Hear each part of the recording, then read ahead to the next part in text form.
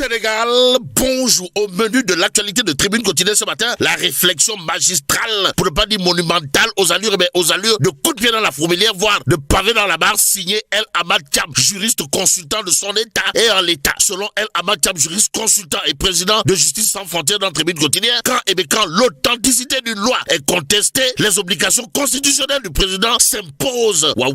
Ils sont nous tentés de dire à El Hamad Thiam qui apparemment explique avec science et conscience, pour ne pas dire de manière cartésienne la situation de l'heure. À l'heure actuelle, El Hamad Thiam, toujours d'après Tribune Quotidienne, n'a pas manqué d'expliquer face à une telle situation, la responsabilité du président de la République devient centrale. Aussi, la saisie du Conseil constitutionnel par le président Diomaye n'en paraît pas, alors là, pas du tout comme une démarche partisane, mais elle constitue au contraire une exigence de protection de la souveraineté nationale, dira toujours El Hamad Thiam, juriste consultant et président de Justice sans frontières dans Tribune Quotidienne ce matin. Que retenir ce matin? Sinon, El Hamad Thiam est non seulement un danan, mais aussi et surtout un kangam en la matière. Si on en croit bien entendu Tribune Quotidienne, le quotidien Vox Populi pendant ce temps d'afficher les réactions au vitriol, signé Moussa Taye, porte-parole de Khalifa Ababacar Sall sur le cas Diomaye Sonko. De quoi s'agit-il, Wai?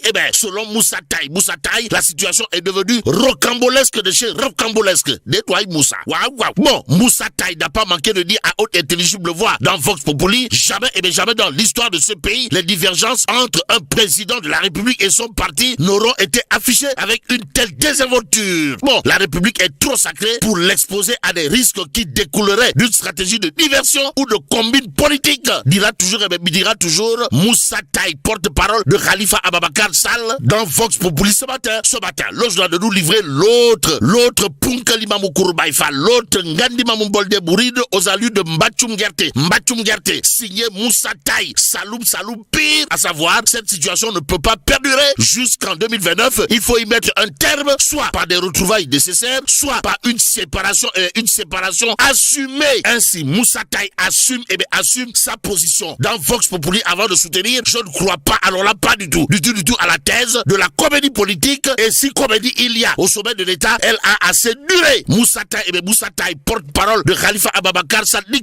nous livre Vox Populi ce matin, le journal, en tout cas de s'intéresser à l'alerte de Adjouma Sow et de Lansana Gagny Sakho. Et comme il est dit, un homme averti en vaut 2 et 2 hommes avertis en vaut 4. Adjouma Sow, dans Vox Populi, n'a pas manqué de dire à haute intelligible voix, la déroute de la plupart de nos jeunes candidats doit nous interpeller directement. Et c'est sans contour ni détour que Lansana Gagny Sakho, dans Vox Populi, s'adresse aux patriotes en soutenant les élections des CCJ ce week-end, relève une défaite mais également un malaise plus profond. Et c'est en profondeur que Lansana Gagny Sakho, d'après toujours Vox Populi, n'a pas manqué de dire, une jeunesse déboussolée, un électorat perplexe et des pratiques politiques qui ne répondent plus. Alors on n'a plus du tout aux attentes, un prélude à une rupture de confiance. Retient et fait retenir Lansana Gagny Sakho à propos justement des élections des CCJ, comité consultatif de jeunesse, où apparemment le parti au pouvoir a subi une déculottée pour pas dire a mordu la poussière, d'après bien entendu Vox Populi, le journal, en tout cas de nous livrer que selon Lansana Gagny Sakho, PCA de la PIX, les Sénégalais dans leur grande majorité sont désorientés par nos divisions et nos rivalités internes. Si nous persistons à avancer en ordre dispersé, nous perdrons la confiance du peuple. Et c'est probablement au nom du peuple souverain que l'exclusif quotidien parle d'élections au Conseil consultatif de la jeunesse, histoire de nous apprendre que Ndeketeyo, Pastef les patriotes, maté, en atteste le bâti national, infligé au parti au pouvoir dans justement les élections au Conseil consultatif de la jeunesse, informe l'exclusif, le journal, en tout cas de nous apprendre le parti au pouvoir battu dans plusieurs zones du pays, dont Touba et Mbaké. Est-ce à dire que ça sent le mais dans le tchaya de qui pour l'instant? Pour l'instant, l'exclusif continue de parler de délégation spéciale à Dakar, la capitale. Pourquoi faire? Pour chercher à savoir, histoire de faire savoir si Abbas Fall est affolé. Bon, la mairie est là, venez la récupérer. Je n'ai jamais sollicité quoi que ce soit et je n'ai jamais cru à un décret car j'ai la légitimité politique grâce à Ousmane Sonko, dira bien entendu Abbas Fall, nous livre l'exclusif quotidien, d'où l'intérêt de l'interrogation à Abbas Fall, à savoir, mais c'est quoi le projet? Qu'à cela ne tienne, le peuple quotidien, pour sa part, part de révéler élection des conseils consultatifs, la renaissance de l'opposition. Opposition, levez-vous. Voilà ce que semble indiquer le peuple quotidien à sa une aux allures de Mbele, au parti au pouvoir, la preuve avec des candidats proches de Pastef les Patriotes, laminés totalement, pour ne pas dire complètement, et voire carrément, les candidats de Pastef les Patriotes qui ont subi une déculottée dans plusieurs zones stratégiques, informe le peuple quotidien avant d'expliquer une contre-performance généralisée des candidats se disant proches des Patriotes aussi, de Dakar à Ziguinchor, en passant par Touba Mbaké, Kaolack, l'opposition rafle tout et absolument tout, nous livre le peuple quotidien. Restons avec le journal qui parle de Diomaye et Sonko. Pourquoi faire? Pour parler de fausse dualité ou deal. Mais dans Tribune quotidien, il est question de la tribune libre, signé le journaliste Tierno Ibrahima Diop, alias Tchelou Magdou Aïdelao, sur le bras de fer au sommet de l'État et en l'État. Retenons ce que retient le journaliste Tierno Ibrahima Diop, alias Tchelou Magdou Aïdelao. Dans Tribune quotidien, comprenez les codes secrets d'un jeu à somme nulle. Bon, nul et non avenu, le meeting à Mbour ne l'est pas. Alors là, pas du tout. Si on en croit Abdoulaye Tine, membre de la coalition Diomaye, président dans Walf Quotidien, d'où ses propos à lire à la une du quotidien du groupe Walf Fadjri, à savoir, nous avons atteint les objectifs stratégiques du meeting. Bon, la bataille de la légitimité est lancée, dira bien entendu maître Abdoulaye Tine avant d'expliquer Diomaye président incarne une alternative apaisée, vrai ou pas. L'évidence quotidienne pour sa part de révéler meeting Sargal à Mbour, la coalition Diomaye président affiche ses ambitions entre ferveur, engagement, liesse populaire et entre autres actes démontrant à plus de titres que Diomaye président ne fait pas que compter mais pèse dans le landerneau politique sénégalais, informe bien entendu l'évidence ce matin. Le journal de nous emmener à Kaolack, histoire de parler des locales de 2027. Et là, l'évidence quotidienne de nous apprendre que Ndeketeyo, les femmes portent la candidature d'Adji Mergane Kadouté à l'état civil. Adji Diarra Mergane Kadouté, ainsi à Adji Mergane Kadouté, disons tout simplement et tout bonnement Waukumbe, surtout que les femmes l'ont porté à la candidature pour la conquête de la mairie de Kaolack en 2027.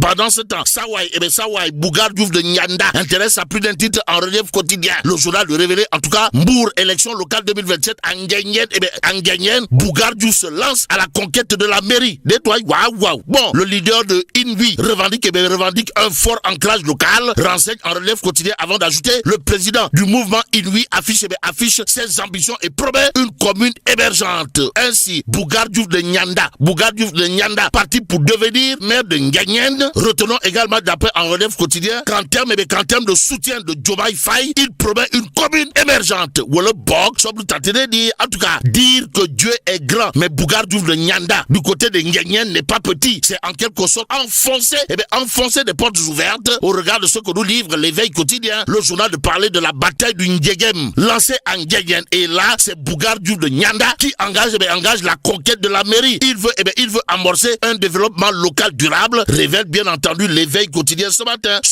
Walf Grand Place, en tout cas, de parler de l'adoption de l'article 118 du règlement intérieur. Pourquoi faire? Pour barrer ça d'une interrogation Kouroubaïfal et Mbolde Bouride, à savoir une modification qui vise Abdoulaye Sylla. Et rien que Abdoulaye Sylla.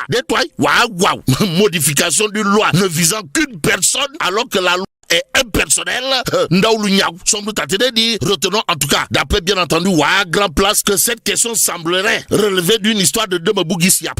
Bon, après les modifications du code électoral, l'Assemblée nationale s'attaque désormais à l'article 118 de son règlement intérieur. L'objectif, durcir les conditions d'absence des députés pour mieux viser l'élu Abdoulaye Sylla. Et rien que Abdoulaye Sylla, selon l'opposition. Ainsi, Abdoulaye Sylla est d'abord accusé dans l'affaire de l'or sorti du Sénégal sans aucune raison valable. Puis, l'homme d'affaires est accusé à tort sur un supposé versement à Mambay Niang. Enfin, ses adversaires l'entraînent dans une affaire de marché controversée avec la CDC de Fadilou Keïta. Explique toujours Grand Place, le journal en tout cas de révéler. Pourtant, l'homme d'affaires a investi plus de 300 milliards créés milliers d'emplois et renoncer à ses avantages de député, son salaire, sa voiture et son carburant donné gratuitement au centre de dialyse qu'il a lui-même construit. Rappelle tout simplement et tout bonnement Grand Place, le journal d'indiquer la modification de l'article 118, un mécanisme qui pourrait être activé contre le député régulièrement absent pour raisons professionnelles. Hong Kong, États-Unis, Dubaï et autres dans le monde. Malgré les interpellations, Abdoulaye Sylla n'a jamais